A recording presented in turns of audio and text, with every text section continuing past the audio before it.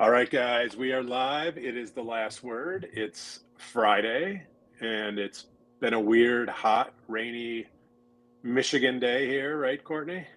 Yeah, stormy. There were some nasty storms that came through last night. Yeah, so the after effects of those storms has got my home internet wiped out. So I am doing this from my mobile, and so hopefully it's going to work out. I see Robbie in. Guys, should we let Robbie in today's show since we don't have Christy? Yeah. Hold on. Let's see. If he's appropriately dressed. Well, that's debatable. Shirtless Robbie. There he is. He's. Is he wearing a shirt? Courtney, we got our Courtney. This is America right here. Dale Jr. The only DEI we believe in is Dale Earnhardt Incorporated and Trump's America. All right, it only feels like we've grown up in separate countries, guys. I do know that is America. Are you originally from Michigan, or you just moved there as an adult? No, I was born on the west Kalamazoo, Michigan. Kaklakma Kazoo. You were grown up like Derek Jeter, and you are similar, like time. Yeah, coming Derek Jeter and I are like this, brother. Like just actually. No. He's a Kalamazoo guy. I don't know. He is. Good. Kalamazoo, Michigan. So, guys, lots to talk about. We could talk about NASCAR. That's a different show altogether. We could talk about Derek Jeter and his, U of M alliance, which I have no interest in talking about. But there's real stuff to talk about. Lots going on, lots coming up. Let's get into it. We had. First thing I want to do before we lose time is wish all of the fine folks from Rocket Mortgage a happy 40th anniversary. The Rocket Mortgage started 40 years ago tomorrow as Rock Financial, a mortgage broker here in Southeast Michigan. And we all, of course, know them today as Rocket Companies. And so they celebrate 40 years tomorrow. Pretty amazing. That is nuts. Yeah, it's crazy. And just as I think about, Courtney, you and I, born and raised here, so we've seen the whole show, right? Amazing people that have come through that organization and that are there today. So I'll probably catch a lot of heat for doing this, but I do wish them all a happy anniversary, and here's to 40 more, Rocket. Absolutely. Staying power too. Go ahead, Robbie. I was going to say, Brian, I've told you before, if Chrisman was to ever do a conference, the Gathering of the North, or whatever you want to call it, Detroit is the home of mortgage. In my opinion, Detroit is the home. Michigan is the 100%. Home of mortgage when it comes to America. Flagstar, Rocket, UWM. I guess you could lump quick. CMG Servicing. CMG Servicing. Yeah. It really is. It's been such a vital place for the advancement of mortgage, for just being, I don't take that for granted, the contributions Michigan's given to the industry. So I started at a company. When I started in November of 91, it was Source One Mortgage Services Corporation. And 3 months before I started, they were Fireman's Fund. So they rebranded to Source One Mortgage. Source One in the early 90s was the second largest Ginnie Mae servicer. Today we would call them an IMB, a large IMB, but we were definitely an IMB back in the day before there was such a thing. And Source One was acquired by Citibank, Citi Mortgage. So for a long time, I don't know, about a decade, Citi Mortgage had a huge presence here in Southeast Michigan as well. So yeah, we've seen, you had Manufacturers Hanover back in the day. It was like, there's a ton of mortgage icons, if you will, that have come out of Michigan, all kind of treading back. There's gosh, I'm drawing a blank on names. Anyway, Michigan is the place. Robbie, I would definitely endorse and support a Chrisman. Can't call it the Gathering. We got to come up with something else. Well, for all you Yankees and me being from the South, I did find an absolute gem of a wife who's from Michigan. That's right. So just got the full eye roll as she walked by when I said that. So yeah, I'm a big fan of Michigan. Shout out Rebecca and shout out Michigan. And Brian, you'll be happy to know I turned down University of Michigan. I got into U of M, and it came down to between there and University of Texas and KP. The rest is history. I said I don't want to do winners. No winners in Ann Arbor. I don't want to eat Domino's pizza all the time. I'm good, man. Yeah. We have buddies though, and you would. You chose all the time. I'm just saying. You chose wisely. I thought it was Godfather pizza. No, We buddies. have pets too. Like we have so much pizza. Like that's why we're one of the fattest states in the country, but not fatter than Texas, right? So I don't know. I think this is the pizza capital of the world as well. You got Little Caesars, right? The Illich family. Anyway, we didn't come here to talk about the great state of Michigan, although we could do that. That's a full hour-long show coming up soon on the Chrisman Commentary Network. Congrats, Rocket. Right on. Way to go, Rocket. Rocket's right here, right? Yeah. So the big news really this week, we've got the Bayview Guild announcement, which is yet another kind of pseudo ecosystem play, right? Maybe the ecosystem without the real estate component yet. But yeah, that was big news. Courtney, I know you know the Bayview folks pretty well. What do you guys think on this latest deal? I mean, I think we should start with the deal monger himself, and then I'll come through with the customer care servicing side. If we were curious as to which one of us was the deal monger and the impact on the market guy, it is my boy, KP, the great wife from Michigan. Just saying. Women always have higher opinion of men who pick good chicks. So there you go. Yes. On that note, we have 4 kids, and we're doing a daddy-daughter camping trip. So as soon as I hang up, I pick up my 6-year-old, and then my 10 and 12-year-olds are here. And we're hauling up north of Santa Barbara, 3 hours away, and we're going camping. So 35 girls, 30 dads. I'm one of 2 dads braving it with 3 girls. So we're full on tent camping, not glamping. I was going to say, is there a GL in that camping? Yeah, no, we're like legit camping. It's fun. When we were trying to come up with topics, I threw out this one as a topic. And I will say that the Chrisman Commentary, the blog, had the best write-up by far on this, really detailing the transaction, $20 stock price, a 50% premium to what Guild is publicly traded. Guild has been in acquisition mode, and in the M&A world, that's called a roll-up strategy, revenue roll-up. Buy this one, buy this one, buy this one, buy this one, get the servicing, get the servicing, get the servicing, get this revenue. And then you get whatever multiple you get on the bigger pie that you've created, and then you sell it for a nice little premium. It's an private equity, playbook, as old as private equity is in our industry. And I guess our best guess is same price as it ever was, right? 1.1 net tangible book value. A book value isn't necessarily the portfolio value. It's like a book value is like an accounting term. And yet again, this isn't a knock, but when you sell a company, your people are worth nothing.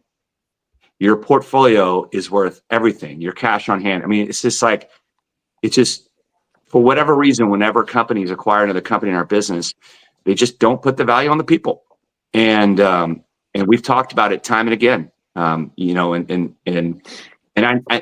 I will say, I mean, I know that both companies put value on the people because, the originators, the loan advisors, they do a lot of the hard work in the communities. There's a lot of great originators hunting for first-time home buyer purchase business. But when it comes to the value of the price paid, it's zero. So, it's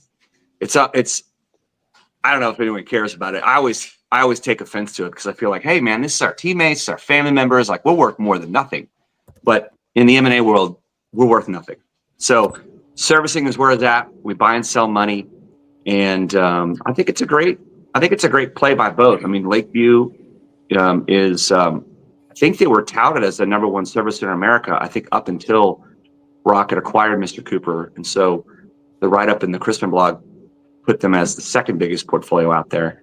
In owning the contacts, owning the database, owning the portfolio, owning the ability to have the opt-in and to be able to market to people that are in your portfolio is kind of what everyone's angling towards. And everyone keeps shifting left. And, it's about the borrower experience. And so when you have that many borrowers at your fingertips, you're not out hunting a new contact and having to worry about TCPA and CCPA compliance and opting in and all the stuff that gets you sued. You have a business relationship that's ongoing with your people in the portfolio, and 75% of people that sell a home are buying another one. So it's a great play. It's I know some leadership from both teams. I mean, obviously I know Terry Smith, she's amazing. David Nalen, David Batney at Cap Markets. They have a bunch of good people at Guild, and of course at Bayview and Lakeview. Great groups. I mean, so this consolidation continues, and so now those of us that aren't playing that game, we have to get better at our guerrilla tactics. Originators and realtors at the local level need to continue to bind together and hunt for new business, which, by the way, overwhelmingly, if we're in a $2 trillion a year, right now, over 80% of all the business is purchase business. And so I'm sure that will pay off at some point, but the new business that's coming to the door is purchase hunting.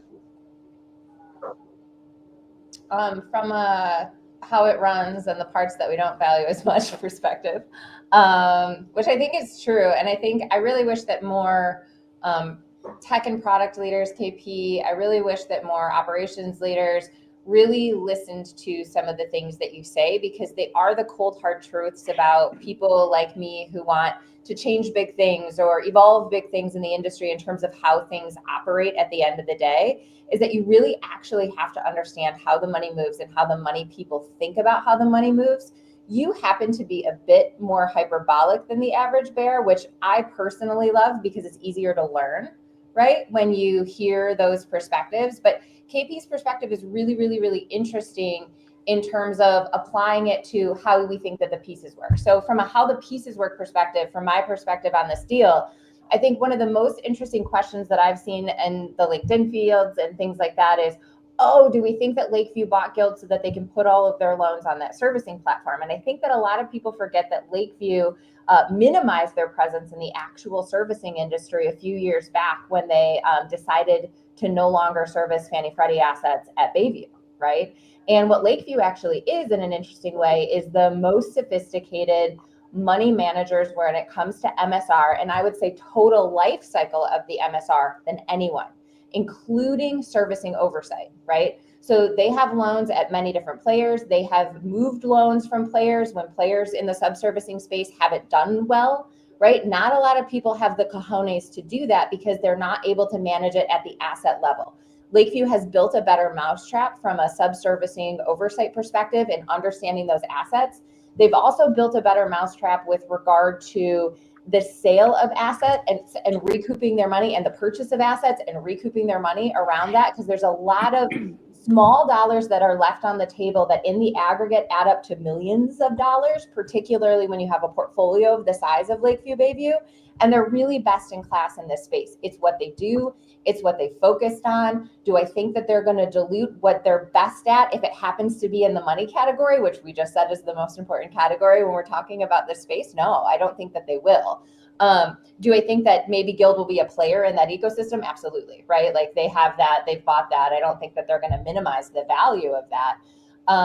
But I think a lot of people are trying to over compare this to the Rocket Cooper move, which is dangerous, right? To normalize these two things, because they're two very different moves. And I think that what Jeffrey said is a key component of that, right? So we have the Rocket Cooper model that in theory is going to let the robots rule the world, right? Humans aren't important. I'm going to take the hyperbolic role in this, right? We have the premier supreme asset manager acquiring more assets to manage in the strategy that they have very effectively, right? Multiple subservicers, keeping all of the smart people in Florida, having some of the best and brightest people on their team to do the same, right? And then we have the other players in the marketplace, the retail originators, and it'll be interesting to see if there's big moves right in that space in terms of how those people manage their servicing. I'm the servicing girl at the end of the day. Sub-servicing is sufficient for certain size entities, but what are some of the bigger players going to do? Obviously, I exist by virtue of my benefactor, Chris George. He made a decision 2 years ago to make a big investment in the servicing space for his portfolio.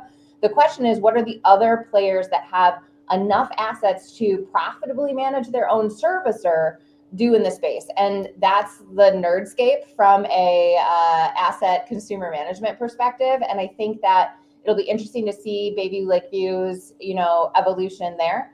But I would also keep our eyes on what happens to the concept of subservicing at large, where there are players like UWM2, right, who's saying we're just going to do it on our own now, thank you.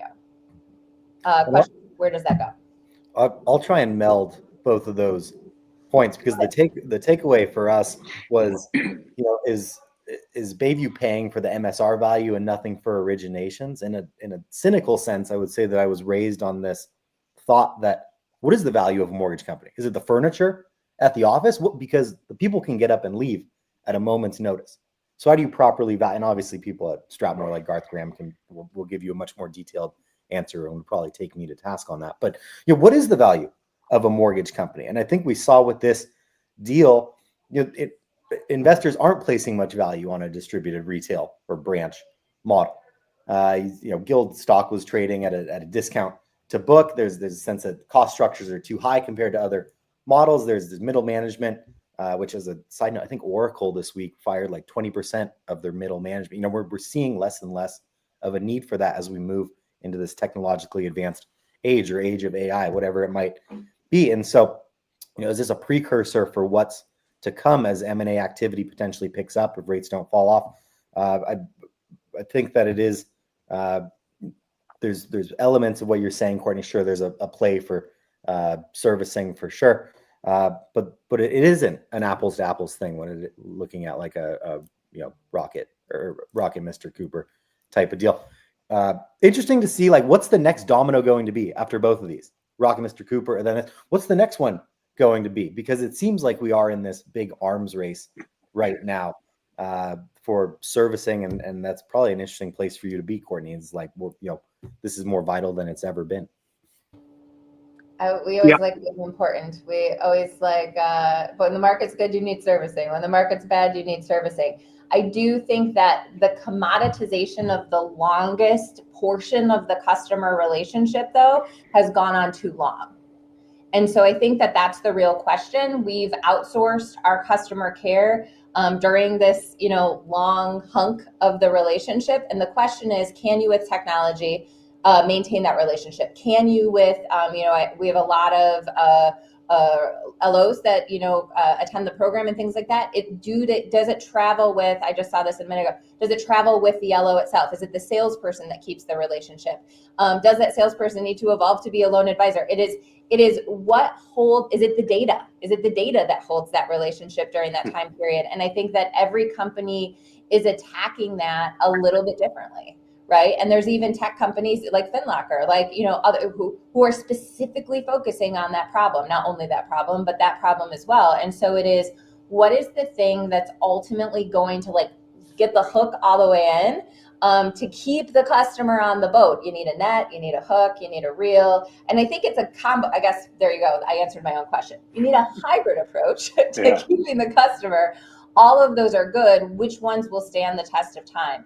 I think that for servicing specifically, I think that sub-servicers got too fat, too fast for scale alone, and you do lose customers and real customer care, no matter how good your technology is at a certain point, right? You just, keeping hundreds and hundreds and hundreds of customer care agents on the phone trained in a way that, that real customer care is there, it gets hard at a point. And so I think that everyone needs to be able to manage that piece of it as well. And I think that the market got too greedy. The biggest guys got too big, and there's plenty of regulatory violations and other things to say, right? Like that, it was too big. And so what is the right size? How do we approach this? And what is the right way to own the customer relationship after clear to close until the next opportunity comes to make a new loan? Yeah, and I'll put a button on this and we can pivot into the Fed talk, and I'll add another piece of information. I'm speaking from an observation of time-tested math. So I don't want you guys to think I'm speaking in hyperbole. You can look at New Res. I looked that word up, by the way. I looked Yeah. it up. So New Res, they bought Caliber for 1.1 net tangible book. When Crockett sold Franklin American for $500 million of his book value, he got 1.1. He got 550 million. So the people part of it, if you're selling that piece, you're usually getting two times EBITDA, right? So you're getting earnings flow, right? So when you saw a lot of companies go public in 2021, it was because the earnings that they were making on the origination channel was the highest literally in the history of our history. And so you get this higher valuation on earnings and you were able to go tap the public markets. And so the people part of the business who are doing, purchase hunting, they created revenue and earnings. They're not as much right now. And so this is just math. And I say it all the time, the secondary market is cold, heartless, and unforgiving. You are worth right now in a tough market for a couple of years where earnings are hard to come by. You are worth your book value 1.1 book if you're going to sell. If you're not going to sell, which we're not, we have this machine that is profitable because we're sizable enough to have economies of scale for our origination channel, even having distributed retail. And we have earnings. And so we like the cash, and the four of us like putting cash in our pocket when the earnings is there. And no one wants to give up on our side of the table this cash flowing machine. And yeah, we have a portfolio and we could sell it and we could all walk away. But then what? What am I going to do? Play golf? I suck at golf, So you have the origination channel that gets a certain value if you sell it, and it's based on earnings, and usually you have a 3-year earnout. That's what Gil did when they were acquiring all these different companies. We're going to buy your earnings, your people, and we're going to give you a certain valuation on it. But then when you sell the whole machine, you're selling the book. And that's it. I mean, it's not hyperbole. It's just math. It's what it is over and over. And the cost to acquire a refinance of a borrower that was a purchase earlier, I mean, how are you going to fight that math? Here's a spreadsheet from Courtney and her team. I'm going to save you X amount of money, and no one's going to beat this price within our walls because you don't want to lose that asset off your balance sheet and portfolio. And here's my cheap rate for you. Press go. Yeah. So that's it. I mean, that's our business. And so for us on this side of the table, we want to keep originating because we like it. We love our people. We love our teammates. We love grinding. We love coming up with new ways to serve clients for the first time ever for their purchase. And we go hunt it at the local level together with real estate agents. Servicers, totally different game. Selling a company, it's all math, just straight up math. Yeah. And the math isn't changing because the Fed ain't doing shit. I'm sorry, Robbie, my language. Dude, come on, man. Can't say shit here. Yeah, Stop. Yeah, you too. Hold on, I want to see real quick. allowed. How long? It's like how long until freedom enters the chat? Like I'm thinking that might be the next place to go. But Courtney, I remember I was talking to AJ George about mergers and acquisitions because CMG's been involved in several, and I think I'll blow a little smoke here. Y'all are in a great position moving forward if we do get into these M&A wars. You guys have a very experienced staff when it comes to valuing companies, integrating companies, cultural assimilation. Building companies. Yeah, those sorts. AJ's in a great spot to do that. Well, and it's a entirely different hunt, and in the most inspiring ways. To be honest with you, I've always been a big institution, public institution, solving big public messy problems. And when you really get into some of the meat of IMB land, and I think freedom is a really good question, by the way, in all of this. I think freedom's been playing its own game for a while. I think that freedom 30 is going years. to continue to play its own game. I think that there are things about freedom's game that are fantastic and you can't beat. And then I think that there's other things about freedom's game that the rest of the market's not playing, but they are marching to the beat of their own drum in that regard. And KP, my comment about your hyperbole have nothing to do with your math, because math is black and white. It's how you teach, and it's beautiful, and it's the way that I communicate with people, and I think it's fantastic. I learned a lot from you, so don't get butthurt about hyperbole. But let's talk about Powell. Right? Like that was the other. No, the opposite of hyperbole.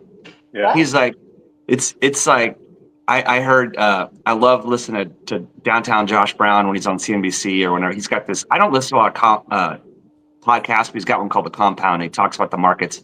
He says, yeah, the Fed is just sitting in a chase lounge this summer, just kicking back with their feet up. I mean, they're not doing anything. And they're like, are we in a trade war? Are tariffs going to create inflation, which is part of their mandate to keep price stability and not have inflation? And they can't lower rates and kick off more inflation on top of brewing inflation from tariff and policy uncertainty and a potential trade war with the rest of the world. They want to see where it all lands. And it may end up being a big nothing burger, So far, it's been a nothing burger. I still contend that consumers have a choice. And if they're strapped on credit card debt and delinquencies, and now their medical bills count against their credit, and they have no money, and jobs are harder to come by, I mean, who's putting a gun to their head and saying you have to pay more for the next thing? They're just going to do what I do. I'm going to go to Del Taco and feed my family for $28, my family of 6, and you're all drinking water. And, that's one less meal, at Mama D's per month, and so people don't have to pay higher prices just because prices might be higher. And what I thought was interesting, I put on my Monday night video, Josh Brown brought the word sneakflation has entered the chat. And, when I was up there at Advocacy and Broker Action Coalition trying to get trigger lead legislation passed and lobbying on the Hill, I met randomly, just this person was at a bar who I've known since junior high. She works for Walmart, and she said that they were in DC basically to tell the president, we're not going to raise prices. We got your back. So if they have higher prices, they're going to eat it. And in effect, that's a 37% corporate tax rate, which wipes out all the 2017 corporate tax cuts. So Elizabeth Warren got her wish. Millionaires and billionaires just got taxed, but they got taxed at the corporate level. And so how will that impact earnings? How will that impact our GDP? And if Walmart says, okay, President Trump is looking at me and whether I'm going to raise prices on tariff goods next year, because I have the balance sheet to wait, I'll just sneak in higher prices on stuff that's not under the microscope, that is domestically made. And there is no tariff risk to make up for the loss of the profits that they're eating by eating higher costs on inputs from tariffed goods.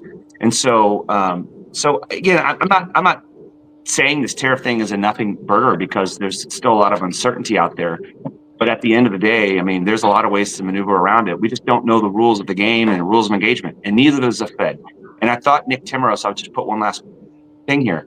A year ago at the June meeting, the Fed predicted one rate cut by the end of 24. And in September, they did a 50 basis point and then 2 more 25s. The Fed has no idea. They have no idea. They cannot predict the future. The dots mean nothing. They have no clue. They don't know anything. And Governor Fed Waller was out today saying, hey, maybe we'll do a cut in July and not wait for labor to break or soften. So,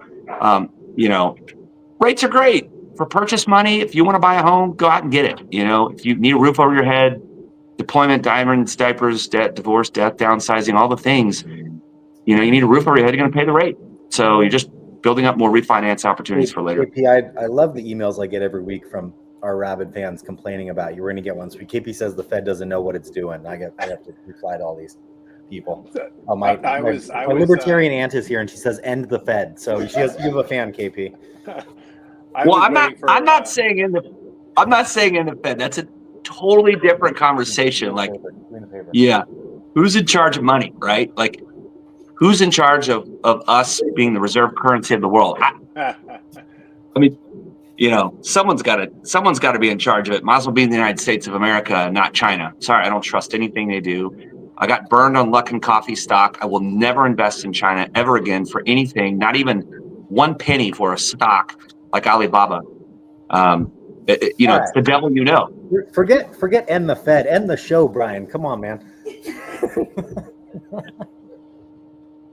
Oh no, he might be frozen. Well, you froze him. Yeah, you froze Brian. Brian brought to you live from my Spectrum. Somebody was calling me complaining about KP. Sorry. Hey, I was surprised Powell didn't say.